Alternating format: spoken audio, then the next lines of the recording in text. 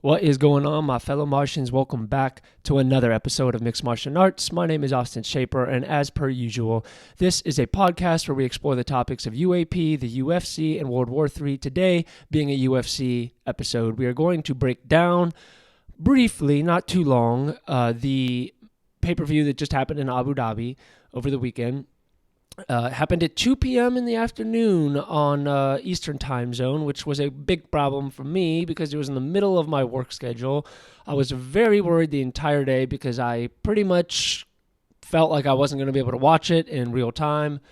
And it's so hard. If any of you guys have ever watched one of the cards, like after it's already happened and you try to stay off social media so you don't get any spoilers, it's like impossible. And somehow the news is going to get to you and you're going to either see a screenshot of like somebody getting knocked out or you're going to see somebody's reaction to a decision, something. It's very difficult to just kind of stay in the dark for an extended period of time. And for me, I was worried the entire day that I was either going to get it spoiled or I wasn't going to be able to see it.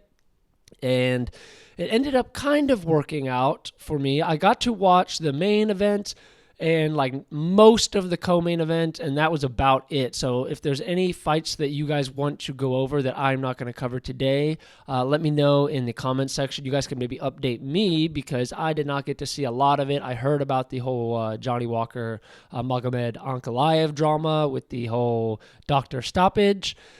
And I found that to be interesting. But let's start at the top. So if you guys appreciate this type of content, I cover, like I said, the UFC. I also cover UFO news and geopolitical stuff, of which there is plenty of that to discuss in other episodes.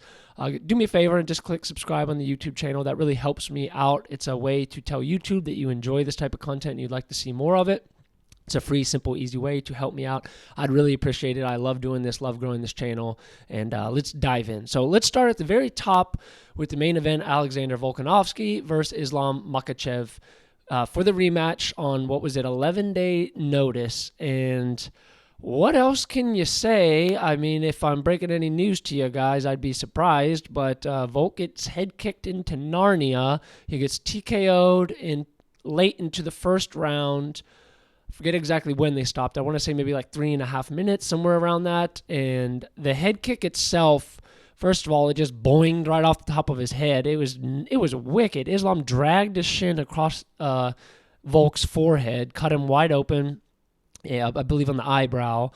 Cut him open. Volk kind of falls against the cage, and from there, Islam just proceeds to knock the living daylights out of him. Really, that would be, I guess, best non-technical way to describe it. He starts ground and pounding him. There was a couple shots on the back of the head that I saw people posting in slow motion saying, this should have been called.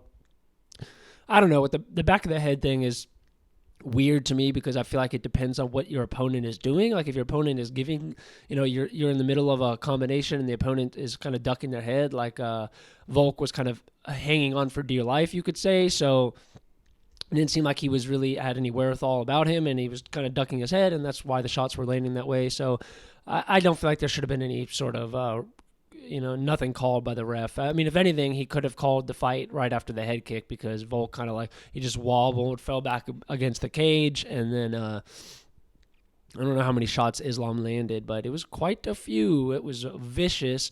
Volk's head was bouncing around. And, doctor stops it. The ref calls it, and that's that. Now, leading up to this fight, I had done an episode about it saying that I was worried about Volk taking this, and I didn't think it was a good idea. Obviously, high risk, high reward. If it would have paid off for him, it would have been truly one of the best things. And I said as much before the fight. It would have been one of the best things to ever happen in the sport because not only was it short notice, but he's going up a weight class. Not only is he going up a weight class, but it's a rematch, and he would become double champ had he gotten the victory. That's not how it was meant to be, I guess. It was very interesting. We got to see a different side, I guess you could say, of Volkanovski in the post-fight presser, where he normally they don't always do post-fight pressers if the guy gets knocked out. I guess it depends if they go to the hospital or not. Volk seemed cognizant. I mean, he said he was concussed, but he manned up. Props to him. He did the presser. That's got to be terrible. Imagine you guys having like one of the worst days of your life, and then you get to, the normal people like you and me get to go home and cry about it in our bedroom. Volkanovski gets to go on TV and sit in front of 50 reporters who ask him about every in-depth question that you do not want to talk about. I mean, if you're going through something, the last thing you want to talk about it is to a bunch of strangers and tell the whole world. So, props to him for being able to do that, even when everything that you wanted from that night turned into the opposite. And that's just how it goes in the sport. We all know that. But Volkanovski was very emotional. He said that he took this fight because he basically needed to, not financially. He said that, he it's funny because not funny is not the right word, but it's interesting because he didn't really want to elaborate on what it was, but we got the gist. It was mental health, and so he doesn't do very well when he doesn't have a fight booked. He says he kind of goes, I don't even really know his words. He didn't really want to elaborate on it too much. He definitely, they hit a sensitive spot. You could tell when the reporter asked him. It definitely hit not a nerve, but like a sensitive issue that Volkanovski, I guess, has never really opened up to, at least in the public eye. We've never seen Volkanovski. I mean, he was kind of on the verge of crying. He said that, he has a hard time when there's no training camp, and he tells the UFC that he wants to stay active, and it doesn't always work out that way. And he was obviously coming off of the elbow surgery. He was coming off some sort of a surgery, and then he gets the call from the UFC, and he jumps right at it because he said that mentally he needed that, and it didn't work out his way. But it's interesting because I guess he described, he said, some of us fighters have a hard time when there's no fights booked, there's nothing to do and nothing on the calendar. And it does make sense because you got this big lead up to a giant event that's like, a huge chapter of your life, and then you're working every day to get better and to prepare yourself mentally, physically, etc. for that fight. And then you got that big day, and then you got the after where you're probably relaxing and you feel like you earned it, whether you won or lost. And then, you restart the process with a different opponent and a different fight scheduled. So I can definitely understand where he's coming from.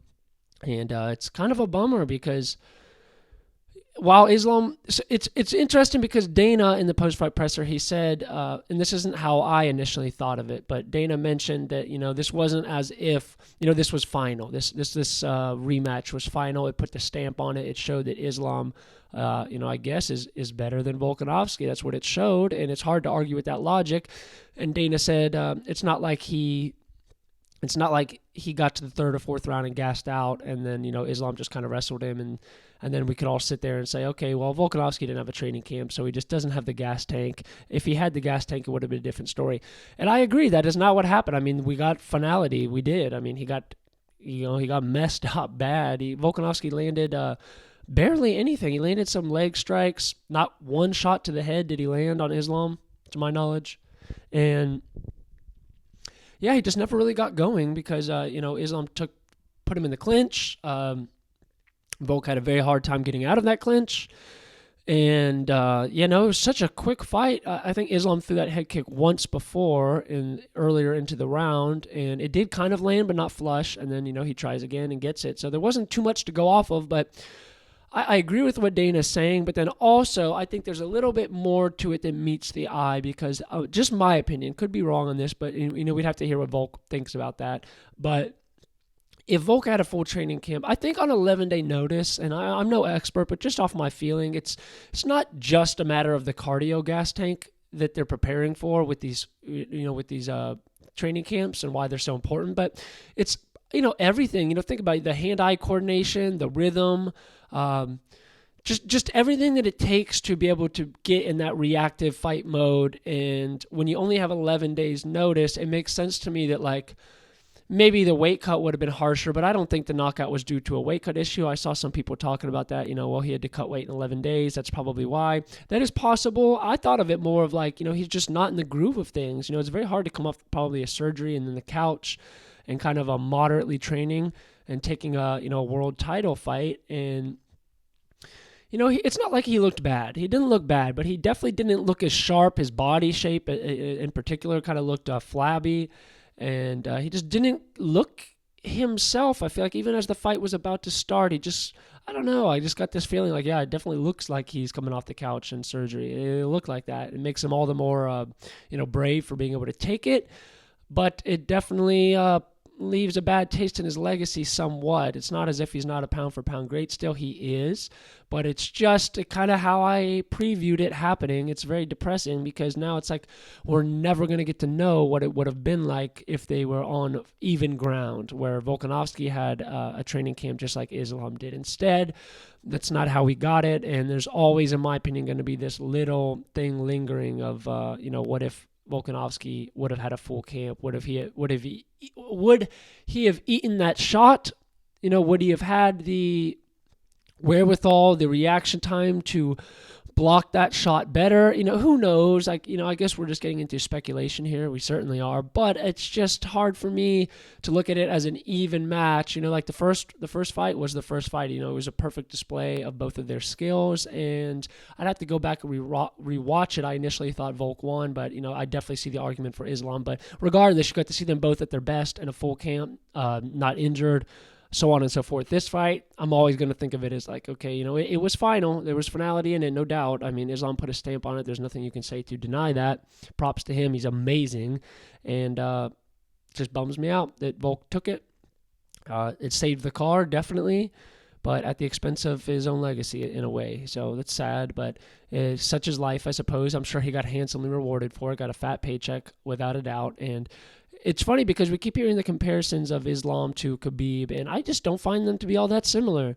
I really don't, and Islam, his striking is clearly improving. Every single fight, it's getting better and better, and the head kick was amazing, and he just looked so sharp. He looked good, man. He's such a problem at 155. He doesn't have like the biggest personality, so it's like sometimes it's kind of hard to get behind him just because he's like rather boring and doesn't say much, very quiet, soft-spoken, but, his performances speak for themselves without a doubt, and it's very fascinating to see him at the top and who is going to be able to beat him. Dana said, this took me by surprise in the post-fight presser. Dana said that they're going to go, he believes, it wasn't concrete, but he said he believes they'll probably go with Oliveira, because that fight was booked, and Charles gets cut in the 5th round of a sparring session. So to me, makes sense. Give Oliveira the rematch. Makes sense. It's not his fault. I saw Chael being rather hard on Oliveira and saying, we knew Oliveira wasn't going to take this fight anyway. With Chael, I love him. He's always got the weirdest takes, though, and that's a really weird take, man. He took it, accepted the fight, went through the training camp, went through all the hard work, and he just gets cut. It happens. I mean, he posted a picture of it, not as if he faked it, not as if he did it to himself. He didn't bang his head against the wall. Obviously, he clearly got cut. He's telling the truth. So not really much you can do about that. So I didn't really understand the hostility of Chael saying, Charles didn't want this fight. He definitely wanted it. I'm sure he was scared. How could you not be, especially when he got stomped in the first fight? But he wanted it. I think he deserves it. He beat Beneil Dariush. I think, TKO'd him in the first round, I believe, and finished him for sure. And, he deserves the rematch. Now, Justin Gaethje was saying he wants a shot at the belt with Islam. That's fair, too. We'll just have to see how it plays out. But, Charles was on the book, so it's unfortunate how it happened. But I believe you probably have to give it to Charles. I mean, and either way, Justin's right there waiting. There's nobody else behind him, truthfully. I mean, you got Chandler going to fight McGregor at some point, but you don't really have anybody else overdue for a title shot. So I would say put Justin on ice. He has been active. He's been busy. So I guess put him on ice and have Oliveira face Islam, and then Justin gets the winner. Maybe it would be a rematch with Oliveira, although I guess that does present some problems as I'm saying it in real time, because let's say in a parallel dimension that Oliveira beats Islam in the rematch, what on earth would happen? Because you'd have to do the trilogy. So then Justin could potentially be sitting out for a year or more, depending on, injuries that happen in the title fight. You just don't know. So I can see why Justin's definitely campaigning to get it over, getting the title shot over Oliveira. We'll just have to wait and see. Don't know. I'm okay with either one of them getting the shot. My personal take of who I think would be more interesting and who has a better chance to win, I would definitely say Justin Gaethje, but also, what can you say? Oliveira was in the training camp. He deserves the rematch, no doubt. So we'll have to just wait and see. Now let's move on to the co-main event with Usman and Chimaev.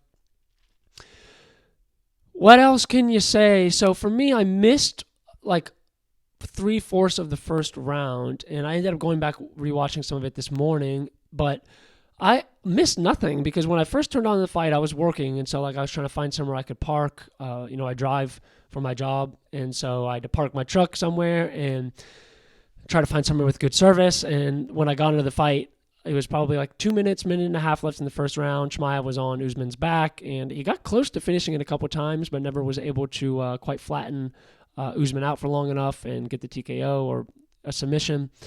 And I was wondering, I was really curious, like what happened in the first, 4 minutes of the fight. And then I went back and watched it this morning. I was like, no, basically nothing happened. Basically, Chimaev took him down in the first 15 seconds, 20 seconds of the fight, and he was just on his back the entire time. Usman trying to get up. Usman trying to defend some submissions, which he did successfully, and then taking some ground and pound shots. So didn't really miss much initially as I thought I might have in the first round. And then the second round, so obviously first round, 10-8 Chimaev. How else can you say it any other way? 10-8 Chimaev. Second round, definitely thought it was Usman. It was a very boring round, not very active. Both guys looked kind of hesitant. But Usman was landing on the feet, and supposedly Chimaev says that he thinks, we don't have any confirmation that this is true yet, he's got to get an MRI according to Dana, but he did think he broke his hand, Chimaev, in the first round. So if that's true, it definitely changes my opinion of the fight, because I originally kind of thought as I watched it in real time, like, okay, Chimaev, he won, I get it, but it wasn't dumb, and it was dominant the first round without a doubt. It was had he continued that pace, he would have finished Usman, and we would say, total domination, pillar to post against a former champion. But that's not how it happened, and if he did have a broken hand, it changes what I'm about to say. So I thought Chimaev kind of fell apart a little bit in the second. He was very hesitant. Usman was striking. I believe Usman defended a takedown, if I'm not mistaken, in the second, and then the third round came up, and I thought Usman was winning that very clearly up until the takedown, and I was so annoyed with Usman because I was like, okay, Usman's going to get this, man. There's going to be a happy ending to this story. He took this fight on short notice, fighting this giant undefeated monster after coming off of 2 losses. Usman's going to get this if he just, stays on the feet. And, wouldn't you know it, Chimaev takes him down, and I thought that Usman could have defended it, but instead of, countering the takedown, he kind of tried to strike with him while Chimaev had Usman's leg up in the air. He tried to strike him through a couple punches, and that made it all the easier for Chimaev to get him down. And from there, Chimaev kind of just held him down, didn't get close to finishing him. They do get back up on the feet, I think, with 30 seconds left, and they stand there and trade in the pocket. And so I saw a lot of people saying they believed it should have been a decision. Usman winning the last 2 rounds and then a 10-8 in the first round from Chimaev. I was 100% okay with that. I would have loved to see a draw. I wish we saw more draws, because if there's no clear, decisive winner, then I think that a draw is totally fair. In real time, I did think Chimaev won because of the takedown, but I wasn't walking away saying, oh man, Chimaev is a world beater. He's for sure going to be champion. Matter of fact, I kind of thought, okay, well, going into this, both of them were promised a title shot should they win, and I feel like Chimaev needs another fight. I feel like that was not enough of a display to get us excited about him fighting Sean Strickland. That was just my opinion in real time. I definitely would have been okay with the draw, and had Usman just stayed on the feet, he got so close to victory. Had he just, either stayed on the feet in that third round or gotten up faster, because I believe he did stay on the ground about a minute, maybe even a minute and a half when he got taken down. Could have even been longer than that. So he was on the ground on his back there for a while and had difficulty getting up. Naturally, Chimaev is massive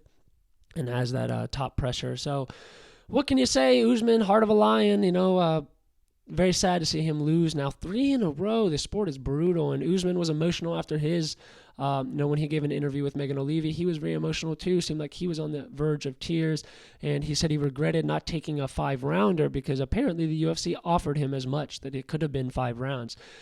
I totally get in hindsight why you would have wanted that, because he probably could have beat Chimaev had that gone 5 rounds. I think still, even without the training camp, Usman's probably got the better gas tank. Chimaev always seems to fade after the first, doesn't he? He comes out the gate like a bat out of hell, and then if you can kind of survive going into the second and the third, your chances of survival and winning are significantly increased.